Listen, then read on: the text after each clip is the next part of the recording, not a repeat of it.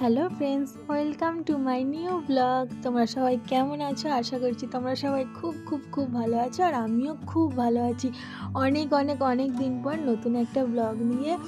জানোই তো আমার সময়ের অভাব, আর একটা ভিডিও এডিট করা মানে কতটা সময়ের দরকার। সেই জন্যই এখন আর ভিডিও এডিট করতে পারি না, আর ভিডিও পোস্ট তো করতেই পারি না। মাঝে মাঝে আমি ব্লগ বানাই কোথাও গেলে, কিন্তু সত্যি কথা বলতে গেলে কি এডিট করে উঠতে পারি না। তখন সেই ভিডিওগুলো আমি ডিলিট করে দিই, কারণ কিছু করার থাকে না। একটা ভিডিও এডিট করতে কতটা সময় লাগে আমি এখন আর বারই করতে পারি না, কারণ এই ভিডিও এডিট করতে মিনিমাম 2 থেকে 2.5 ঘন্টা কিংবা 3 ঘন্টাও লেগে যেতে পারে, কিন্তু সেই সময়টা বার করা আমার কাছে ইম্পসিবল ব্যাপার হয়ে যায়। প্রচণ্ড এখন চাপের মধ্যে থেকে আমার দিনগুলো কাটে। তার মধ্যেই আজকে আমি এসেছি, ভিডিও থাম্বনেল দেখে তোমরা নিশ্চয়ই বুঝেই গেছো। তো আজ আমি এসেছি আমার দিদির বিয়েতে। এটা আমার জেঠুর ছোটো মেয়ে। আমার জেঠুর 3টে মেয়ে, অলরেডি 2টো মেয়ের বিয়ে হয়ে গেছে। এটা ছোটদি, আর আমি আমার বাবার একা। আর আজকে বিয়ে, আজকেই আমি এসেছি। তো বাড়ি থেকে বেরিয়েছি 12টা নাগাদ, কারণ আমার মামার স্কুল ছিল সকালে। স্কুল থেকে আসার পরে তারপরে বেরিয়েছি 12টার দিকে। দাদা গিয়েছিল 11টার সময়। আমাদের ও বাড়ি থেকে এ বাড়ি আসতে 1 ঘন্টা লাগে, তো আমি এসেছি 1টার দিকে। আসার পরে আমি দেখলাম যে অলরেডি একবার হলুদ হয়ে গেছে, তারপরে হলুদ হচ্ছিল। তো যেটুকু পেরেছি ক্লিপ করেছি, তোমাদের সাথে শেয়ার করব। আমার ইচ্ছা করছিল, আমি ভাবতেই পারিনি ভিডিওটা এডিট করব। জাস্ট ভিডিওটা আমি বানিয়ে রেখে দিয়েছিলাম, যদি সময় পাও এডিট করব, কারণ আমার মামামের সামনে এক্সাম আছে। তো আমি সময় করে হয়তো বার করতে পারবো না। তাও এরকম আমি অনেক সময় অনেক ভিডিও বানিয়েছি, কিন্তু দুঃখের বিষয় হচ্ছে আমি এডিট করে উঠতে পারি না সময়ের অভাবে। কারণ একটা ভিডিও এডিট করতে গেলে শুধু সময়ের থেকে বড় মনটাকেও ঠিক রাখতে হয়। যখন তখন তো আর যে কোনো মুডে ভিডিও এডিট করা যায় না, ভয়েস দিতে হয়। তো সব থেকে এটাই বড় কথা। তো এখন অনেকটা টাইম চলে গেছে, এখন মনে হচ্ছে 3:30 4টের মতো বাজে। হলুদ হয়ে গেছে, সব হয়ে গেছে। আমি দিদিকে স্নান করতে নিয়ে আসা হয়েছে। প্রতিষ্ঠাতা পুকুরে স্নান করতে হয়, তো আমাদের এখানে এটাই ছিল। কিন্তু সত্যি কথা বলতে গেলে এখানে কোনো ঘাট নেই, তাই যেখান থেকে হোক নেমে স্নান করতে হবে। বাড়িতে গিয়ে ঠিক করে স্নান করে নেবে, কিন্তু ঘাটেও তো কিছু কাজ টাজ আছে, বরণ করা এ করা, তো সেইগুলোই হচ্ছিল। আর আমি দাঁড়িয়েছিলাম, আমি দাঁড়িয়ে দেখছিলাম। আর তার মধ্যে একটা মজার বিষয় হচ্ছে, আমি আমার বৌদিকে কীভাবে জব্দ করব সেই ফন্দিটা আঁটছিলাম দাঁড়িয়ে দাঁড়িয়ে। তার মধ্যে আমার মাথার মধ্যে ফন্দিটা আঁটতেও অনেকেও আমাকে সাহায্য করেছিল। তো আলটিমেটলি আমি সফলও হয়েছিলাম। সেটা হচ্ছে আমাদের নিয়মের মধ্যে আছে, আমার বৌদি ঘর ডুবিয়েছিল। আমার বৌদি বলতে যে মাথায় যে ঘরটা নিয়ে আছে, যে কোনো একজনকে ঘর ডুবিয়ে থাকতে হয়, সকাল থেকে উপোস করে ঘরটা ডোবাতে হয়। তো আমার বৌদি সকাল থেকে উপোস করেছিল। আর এটা আমাদের মজা করে নিয়ম বলতে পারো না। যাই হোক, আমি কিছু জানি না, তবে আমি ছোটোবেলা থেকে যেটা দেখে আসছি, যে আমাদের সঙ্গে হয়ে আসে, আমার বিয়েতে কিংবা আমার দিদিদের বিয়েতে, সব বিয়েতেই আমার মামিরা এইভাবে করতো। তো আমারও সেই জন্য ইচ্ছা ছিল আমার বৌদির ওপরে একটুখানি করি। আর সবাইকে এটা বলছিলাম যে আমার বৌদির ওপরে যত রাগ আছে, অভিমান আছে, আজকে আমি এটা আমার বৌদির ওপর থেকে উসুল করে নেব। সেই হিসাবে গাছের কিছু ডাল পালা বন বাদার কেটে এনে আমার বৌদির আঁচলে বেঁধে দিয়েছিলাম। তার মধ্যে ইট পাটকেল সবই ছিল। বৌদিকে আজ টেনে টেনে নিয়ে যেতে হবে। তার মধ্যে একটু শীতও ছিল, ওর তো ঠান্ডা লাগছিল। আমি তাও ছাড়িনি, বললাম কি, তোমাকে আজ টেনে নিয়ে যেতেই হবে। তুমি আমার উপরে যা আমাদের ননদ বৌদির রাগ আছে, আমি আজ তোমার উপর থেকে সব উসুল করে নেব। তো এরকম একটু মজা করছিলাম বৌদির সাথে। তো ও ঠিক টেনে টেনে নিয়েই গেছে। লাস্টে আমি খুলে নিতে চাইছিলাম, কিন্তু ও বললো ঠিক আছে, আর খোলার দরকার নেই, এতটা যখন করেছি আমি আরেকটুও পারবো। আমি বললাম ঠিক আছে, কোনো প্রবলেম নেই। তো এরকম করতে করতে আমরা সবাই মিলে খুব মজা করেছি। সত্যি কথা বলতে আমাকে দেখেই বুঝতে পারছো, খুব মজা হচ্ছিল। ওই একটা দিন অনেক অনেক অনেক মজা করে কাটিয়েছি। মাইন্ডটাও তো একটু ফ্রেশ করতে হয় বলো, বাড়ির মধ্যে থেকে থেকে। আর আমার মাম্মাকে নিয়ে সারাক্ষণ পড়াশোনা করে করে না পাগল হয়ে যাচ্ছে। আমার অসীমাদি তো নাচতে নাচতেই আসছিল। সত্যি আমরা অনেক মজা করেছি। কাজ অনেকটাই কমপ্লিট হয়ে গেছে, স্নান করা হয়ে গেছে, এবারেও ঘরে যাবে। মনে হয় ঘর থেকে আর এখন বেরোতে নেই, আর বাইরের আলোও দেখতে নেই। তো রেডি হতে হতে অলরেডি সন্ধে হয়ে যাবে। আমরাও এবারে বাড়ির দিকে যাব, মানে আমার বাড়ি, এটা তো আমাদের ও বাড়ি, আমি যাব আমার বাড়িতে। গিয়ে আমাদের বাড়ি আর ও বাড়িটা একটু তফাতে আছে, ঠিক আছে, 1 মিনিটের রাস্তা আছে। তো এখন আমরা বাড়ি যাব, ওকেও ঘরের মধ্যে ঢুকিয়ে দিয়ে, কারণ এখানে কিছু রিচুয়ালস আছে সেটাও কমপ্লিট করবে।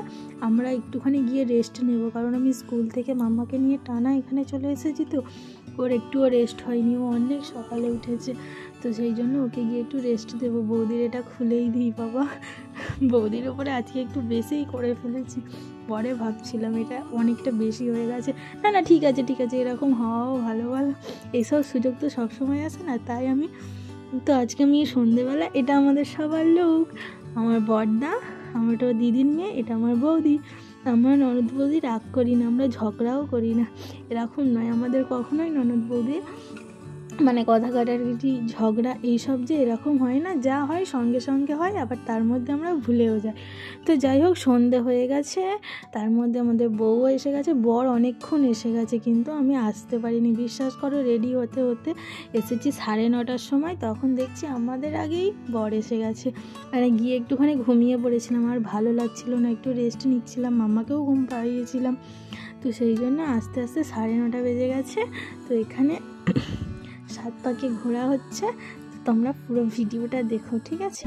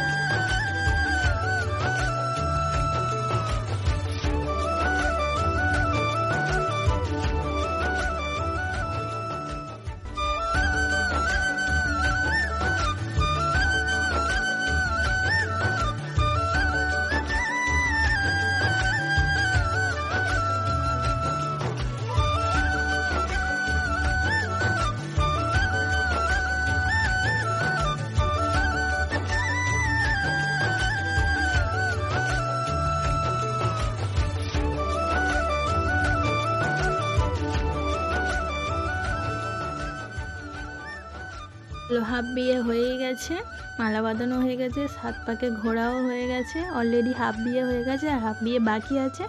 এখানে সিঁদুর দান, খোল পোড়া টোড়া এইসব কিছু একটা হবে।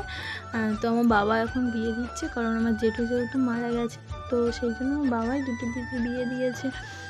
এখন আনন্দে আছি, যেন সারা জীবন এইভাবে আনন্দে একসাথে হাতটা ধরে 4 হাত আজ এক হয়ে গেল, এইভাবেই সারা জীবন খুব ভালো থাকিস, এটাই চাই।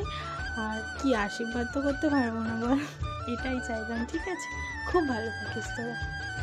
চলো আমরা এবার খাওয়া দাওয়া করে নিই, এদিকে বিয়ের কাজটা মিটুক, কারণ আমি বেশিক্ষণ সময় দিতে পারবো না। আমার মামা অনেক সকালে উঠেছে, একটুখানি দুপুরে ঘুমিয়েছে, ওকে ঘুম পাড়াতে হবে।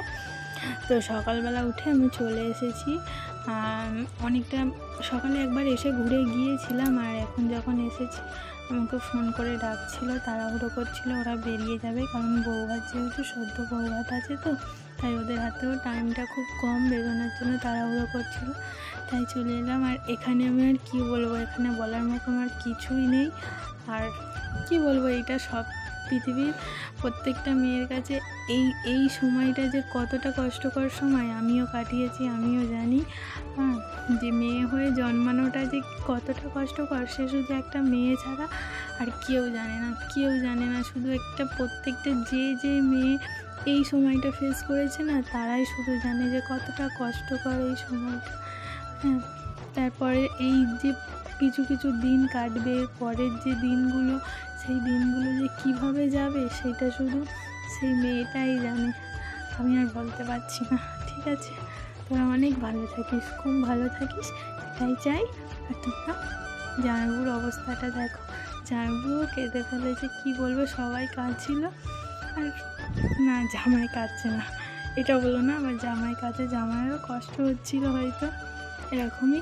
আর কি বলবো, যাওয়ার বেলা সবাই ওদেরকে আশীর্বাদ করো, ওরাও যেন খুব ভালো থাকে আর অনেক সুখী হয়। আর আমাদের ওখানে এটা শীতলা মায়ের মন্দিরটা কমপ্লিট হচ্ছিল, তাই মায়ের মন্দিরে একটুখানি গড় করে যেতে হয়। তো ওরা বাড়ির সামনে থেকে হেঁটে এলো, এসে মন্দিরগুলোতে গড় করে নেবে। ওখানে মার শীতলার মন্দির ছিল আর এখানে শিব মন্দির, তো এই দুটো মন্দিরে গড় করে আর তারপরে এখান থেকেই গাড়িতে উঠবে। বাড়ির সামনে থেকে গাড়িতে ওঠেনি, কারণ আবার নামতে হবে যেহেতু, তো সেই জন্য।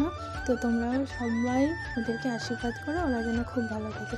আর আজকে পুরো ভিডিওটা দেখার জন্য তোমাদের অসংখ্য ধন্যবাদ। সবাইকে টাটা, সবাই খুব ভালো থেকো, বাই বাই। আবার নেক্সট ব্লগে দেখা হচ্ছে, টাটা।